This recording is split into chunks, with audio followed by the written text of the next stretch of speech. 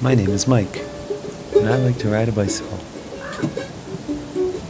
Join me as I head to the Grand Canyon.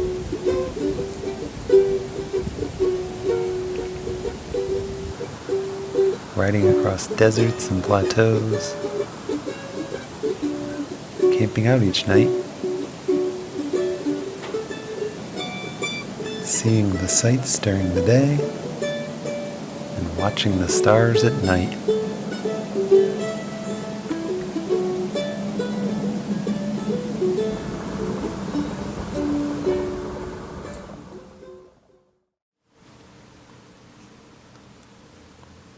I started in Flagstaff, Arizona.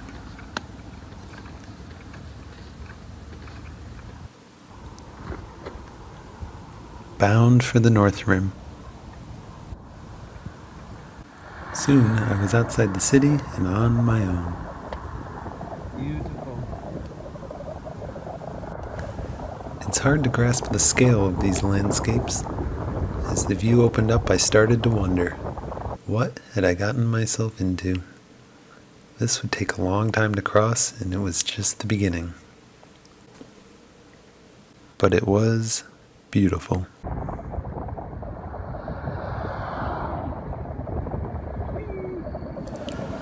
And my legs knew what to do. There's something soothing about motion. The further I made it, the more I could relax. I was surprised how quickly the scenery around me was changing. Ponderosa pine trees were giving way to high desert and otherworldly rock formations. Before I knew it, it was time to find a place to camp. Having set up camp and just finished dinner, the only thing left to do is to sit back and enjoy the light show.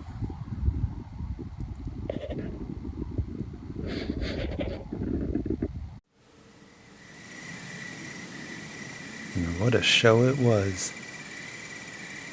Shadows took over as a million stars filled the sky.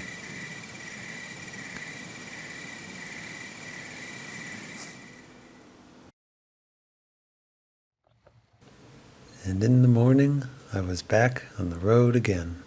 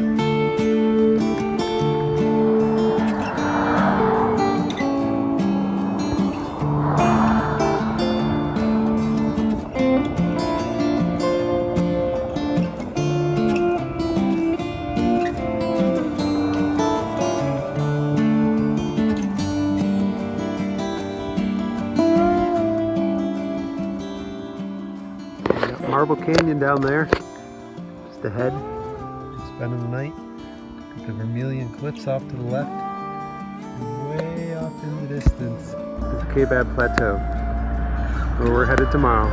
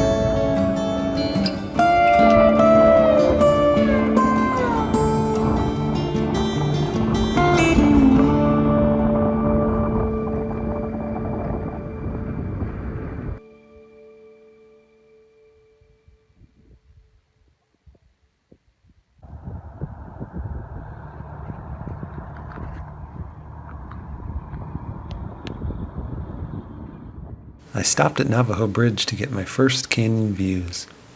Even here was spectacular, and this was only a few 100 feet deep. The park boundary extends past the bridge to Lee's Ferry, once the only river crossing for hundreds of miles.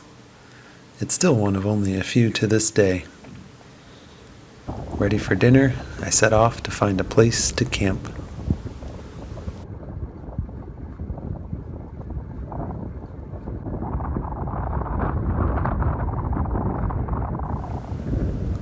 The final miles of the day were alongside cliffs and boulders.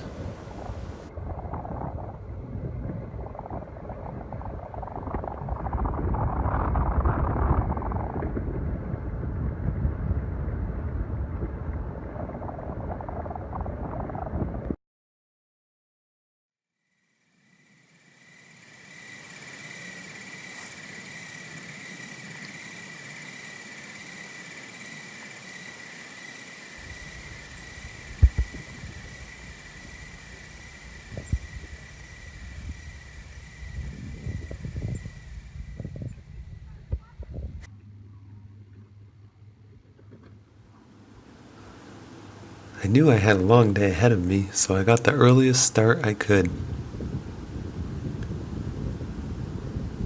The colors at sunrise were even more spectacular than the night before.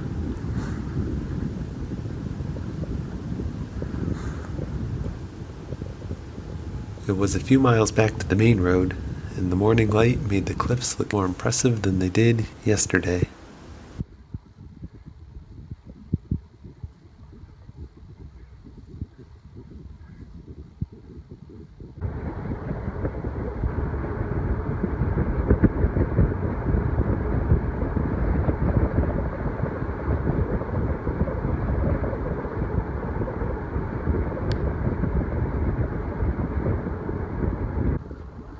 This place is beautiful.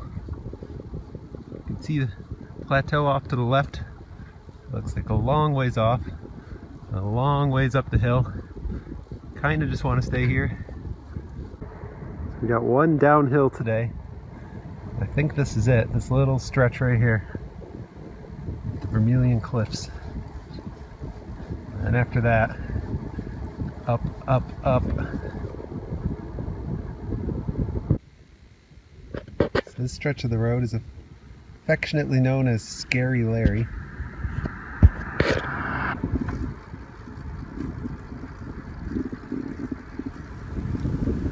The road was getting more remote, and I knew there wouldn't be many towns to pass through.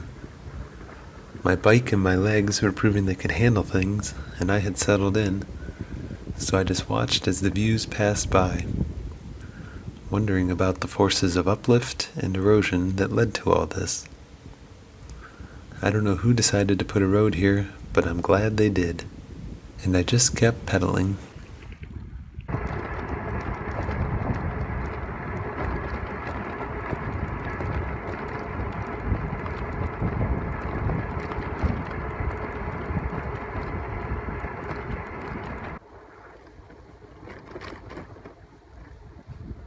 Towards the end of the Vermilion Cliffs, the plateau looms large. Get ready to start the real hill climb. Kind of see signs for the road up there, and way up there. These turns are banked like a racetrack. This would be a fun hill to descend.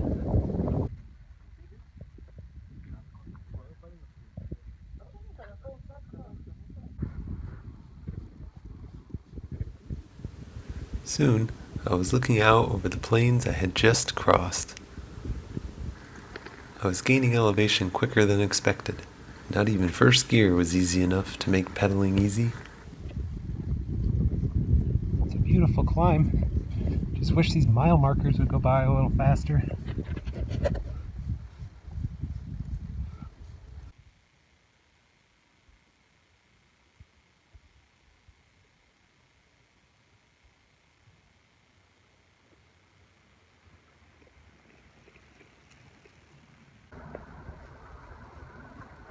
The hill's leveling off.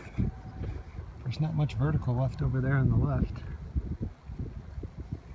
Hate to jinx myself, but we might be getting near the top. Downhill. Whee! I'm free from pedaling. It's only for a moment.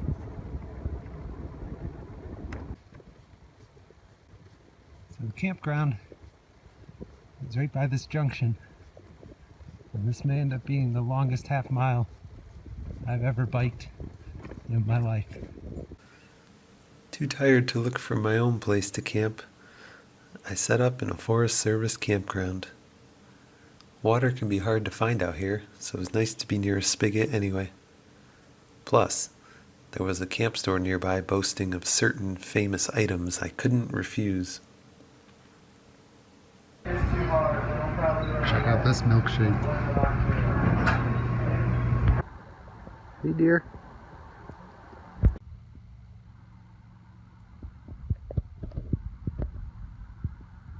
I was taking a day off at Jacob Lake. Been going pretty hard the last 3 days, taking a rest day. And I was told if I go a little ways down this road, you can see the actual lake of Jacob Lake. So I'm gonna have to check it out.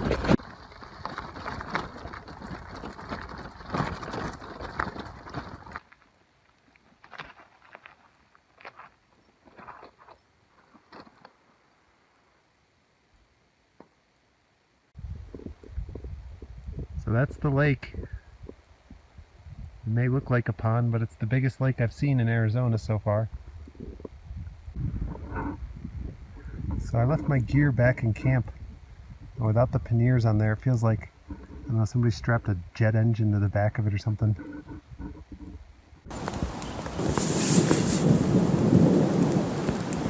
The weather wasn't always ideal.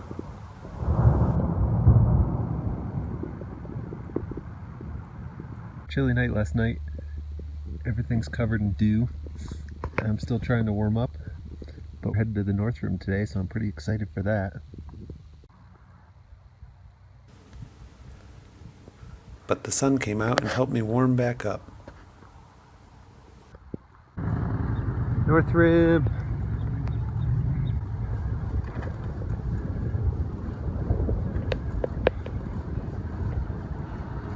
North Rim. 45 miles.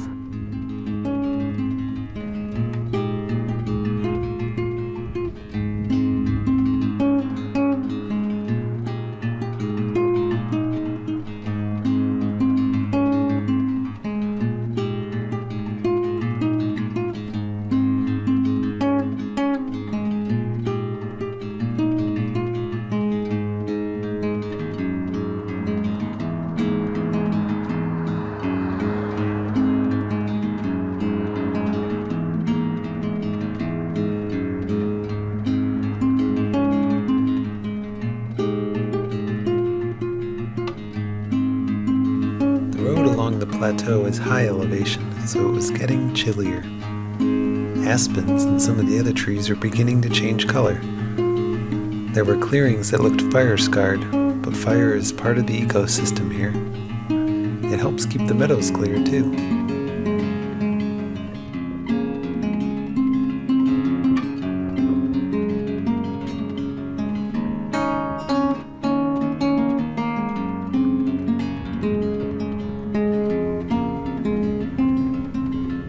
Meadows are beautiful.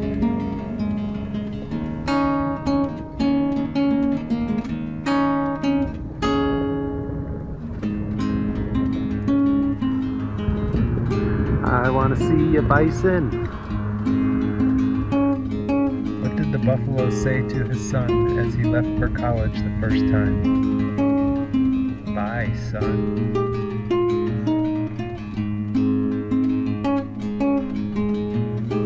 After a few more meadow crossings, my destination was getting close. I was at the park again, but still had a few more miles to go before the rim.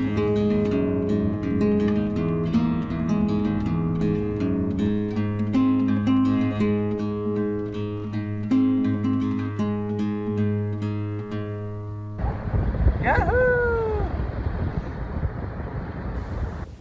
My neighbor at camp was a bike mechanic, and as soon as I arrived, my bike was in a stand getting checked out. With that taken care of, I set off to enjoy the views.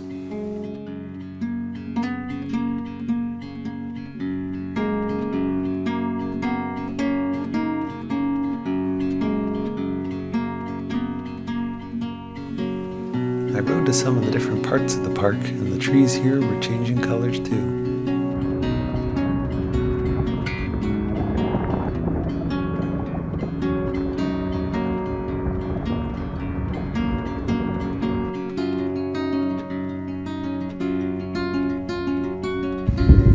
Way off in the distance back here, the Vermilion Cliffs we rode past a few days ago.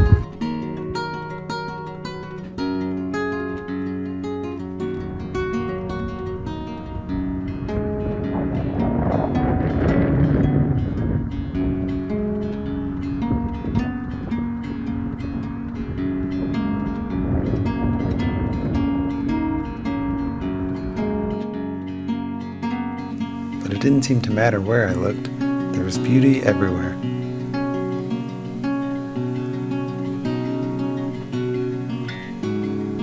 Each morning, Earth's shadow colored the western sky as the sun rose to the east. And every afternoon, shadows rose up from the canyon floor as the sun set to the west.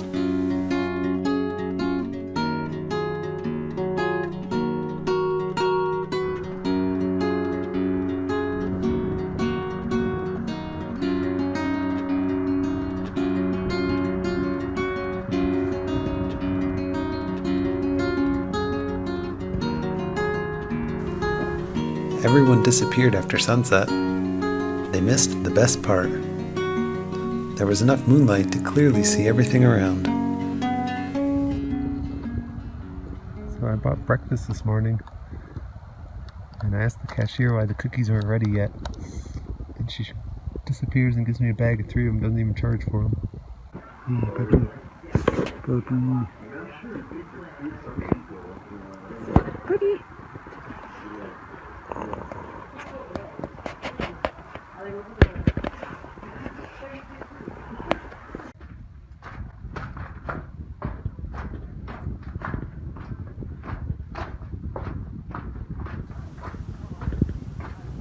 The view from within the canyon was impressive too. The Supai Tunnel is carved into the canyon itself on the North Kaibab Trail. The temperature rose quickly as I descended. Up close, the walls varied in patterns and textures. Each step down gave a glimpse further back in time. Plus, I ran into other camp neighbors and they invited me to dinner. Thanks for the amazing fish tacos.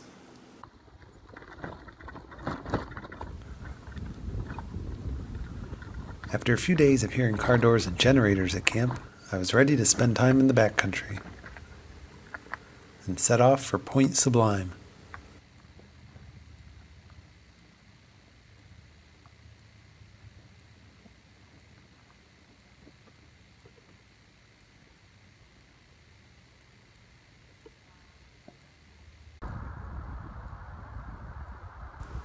But soon, I was avoiding an unexpected road hazard. It seemed an earlier wish might come true.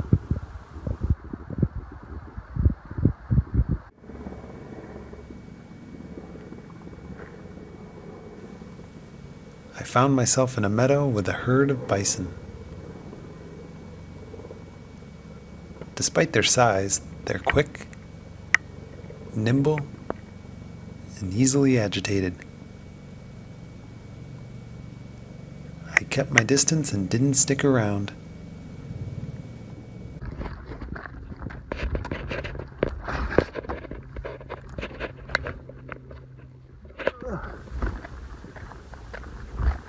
Most of the road was manageable, but there were some sandy sections and some rocky hills that were just too steep. I had to walk my bike a few times.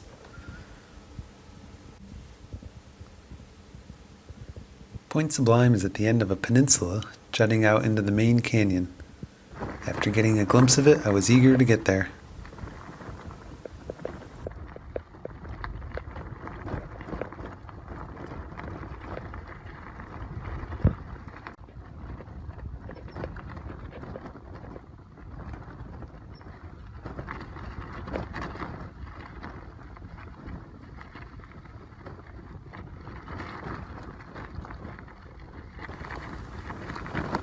There were only 2 sites at the campground, and one of them was mine.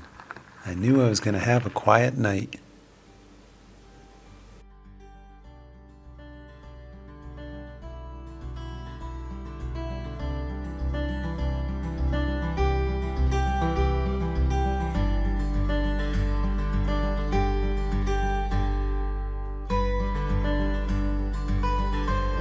I got this sweet campsite right at the rim of the Grand Canyon.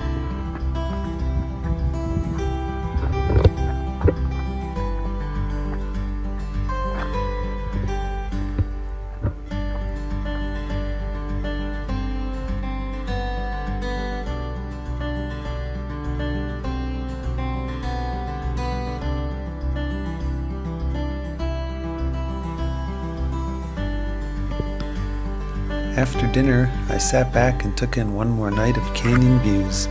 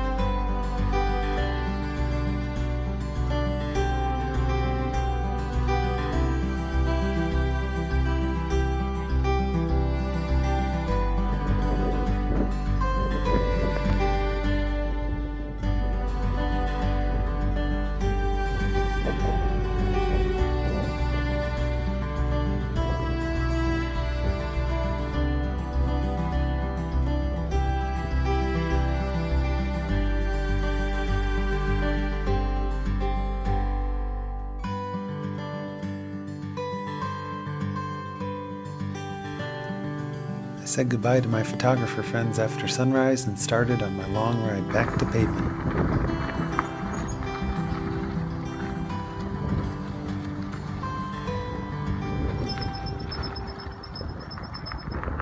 Goodbye, Canyon.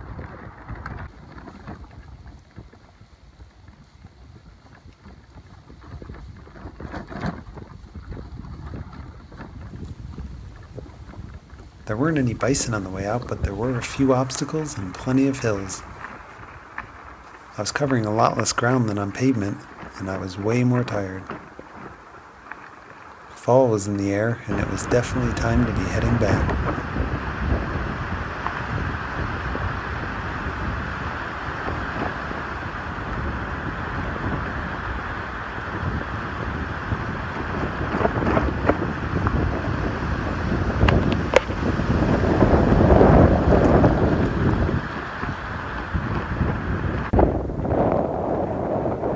Pavement was a welcome sight. The scenery and the experience was amazing, but my bike does a lot better on the road.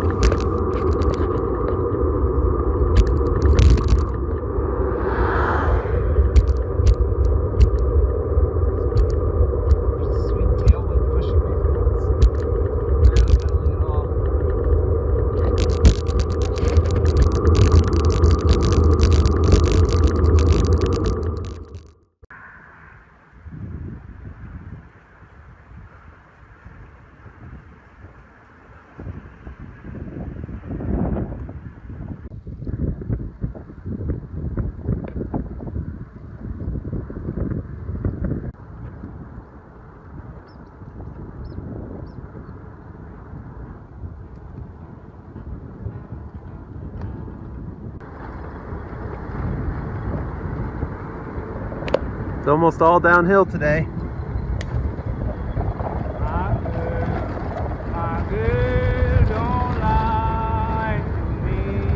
This ride took an entire day coming up. We'll see how fast I can get down it. Come on, tell me. In the pond, where the sun don't ever shine, I was shivering all night through. My girl, where will you go? I'm going where the cold wind blows. Where's that, baby? In the pond, where the sun don't ever shine, I was shivering all night through. My girl, don't you lie to me. Tell me, where did you sleep last night? Come on and tell me something about it. In the ponds, where the sun don't ever shine, I was shivering all night through. Shiver for me now.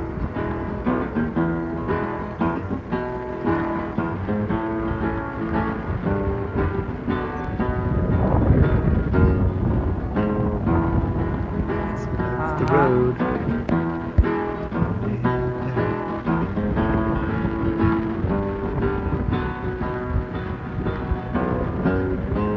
What happened down there?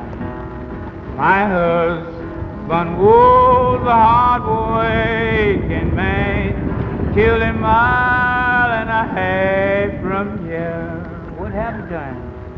His head was found in a driver wheel, and his body haven't never been found. My girl, don't you lie to me. Tell me, where did you sleep last night? Come on and tell me something about it. In the ponds, where the sun don't ever shine, I was shivering all night.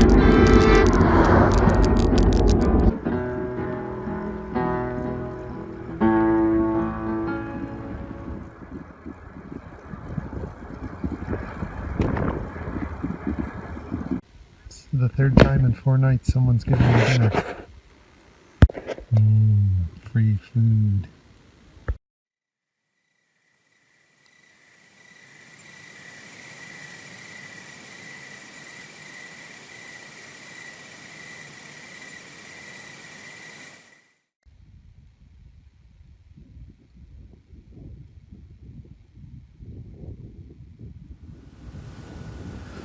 The Colorado River looks calm and peaceful from a distance, but water is the lifeblood of the desert.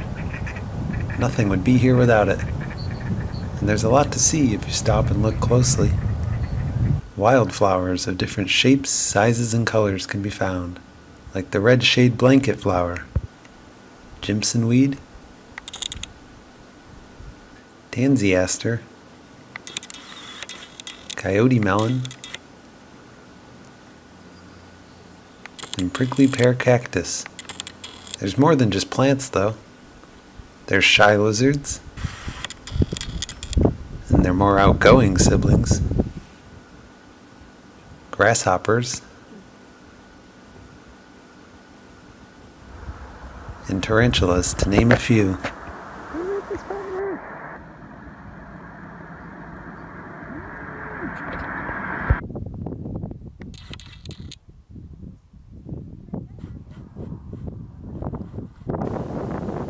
And then there's the California condor. They can glide effortlessly for miles on their 10-foot wingspans. Most evenings, they return to the cliffside where they are relatively safe from predators.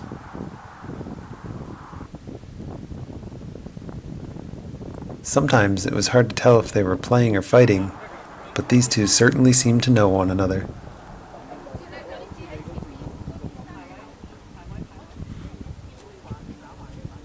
They settled down a bit and circled up the canyon together.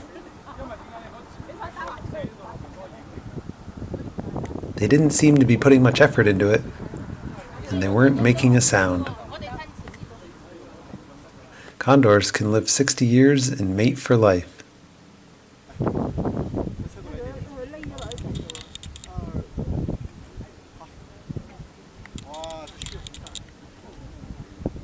They certainly seemed like a married couple.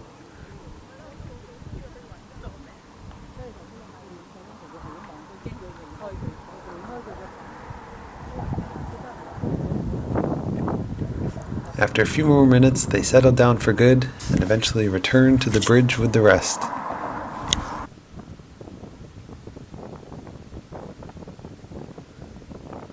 There were a few tightrope movements, but other than that, everyone had settled down for the night.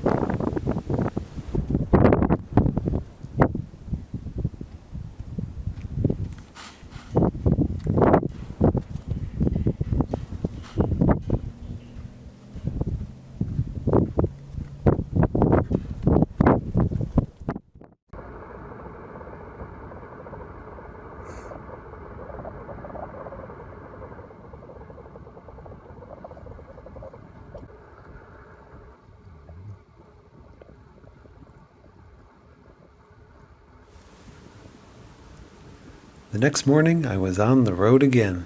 I took in Lee's Ferry in the Vermilion Cliffs for the last time. The rugged terrain made for a truly spectacular place to ride a bike.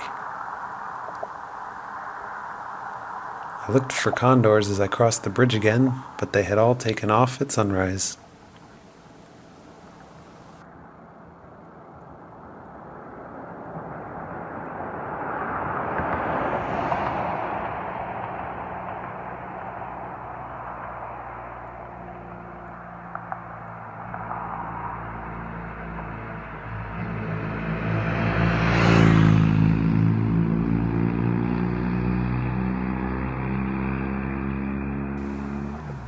This was the lowest elevation on the trip, so I had a climb in front of me no matter where I went.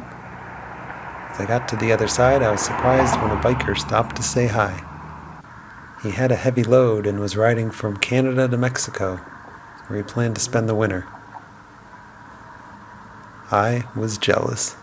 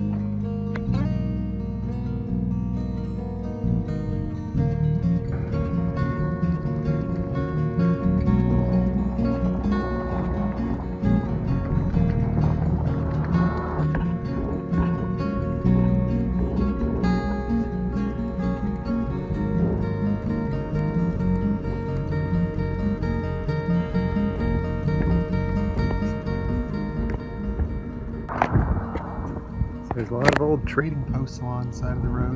A few of them are still manned, but a lot of them are abandoned. They're kind of janky looking.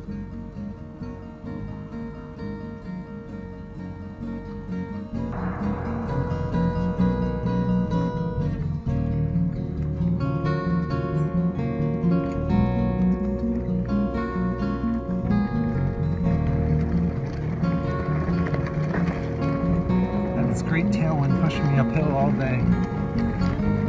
I thought I was flying, I thought I was in such great shape. Turns out I just have really strong wind at my back.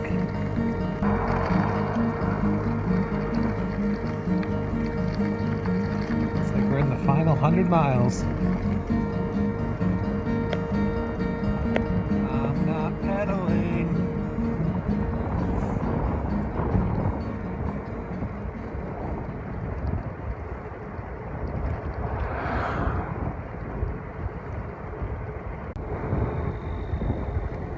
Up on the gap. here, puppy. Come here, puppy. Where you going?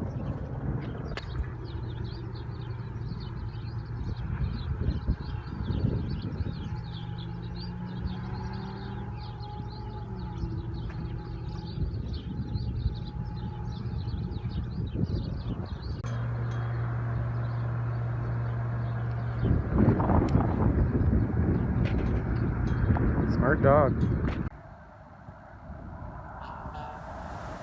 Not only was she stealing sandwiches one at a time, she knew to wait for traffic before crossing the road. She truly was a smart dog.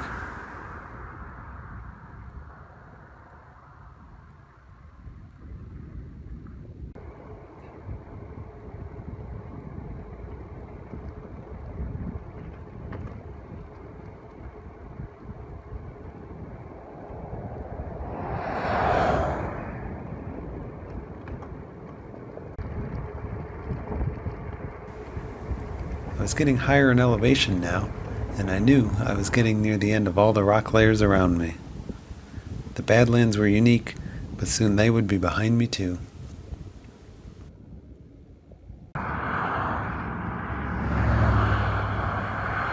Occupied trading posts were about as janky as the abandoned ones.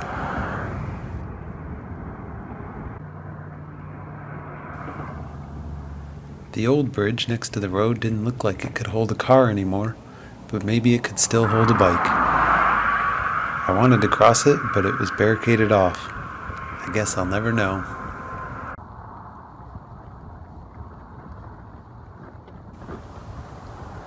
The vegetation filled in more and more as I continued to climb. It may have seemed empty at first, but it was anything but. Camouflaged within the grass and brush was a lone coyote.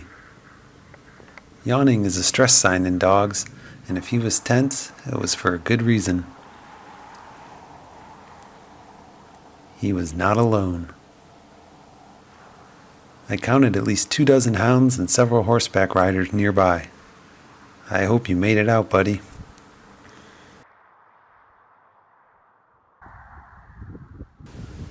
The San Francisco peaks were starting to get close. I could see the road going up once again, but this would be the last big hill.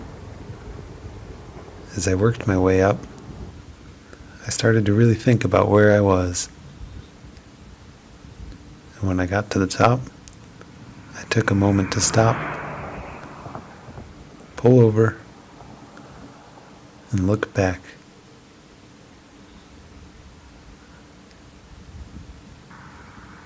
This was the same view that not too long ago made me wonder what I was even doing here. But those feelings were long gone. I had conquered it, and many others like it, in both directions now. I knew why I was here, and I had gotten more out of this trip than I had ever expected.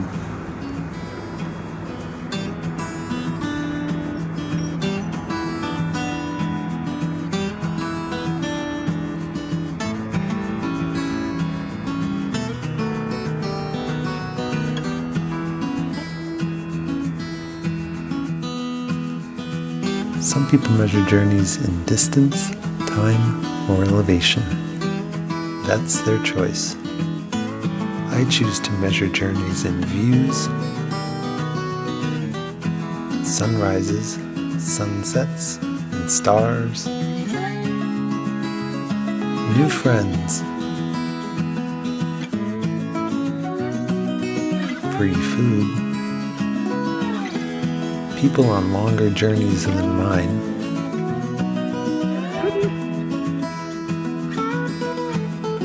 dog's pet, or stealing sandwiches, or even petrifying the deer, and birds, and squirrels, and chipmunks, and gophers, and horses, coyotes, bison,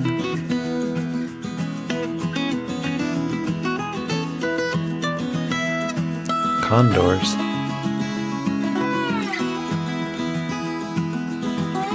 And everyone who honked, waved, or just stopped to say hi. My name is Mike, and this is why I ride a bicycle.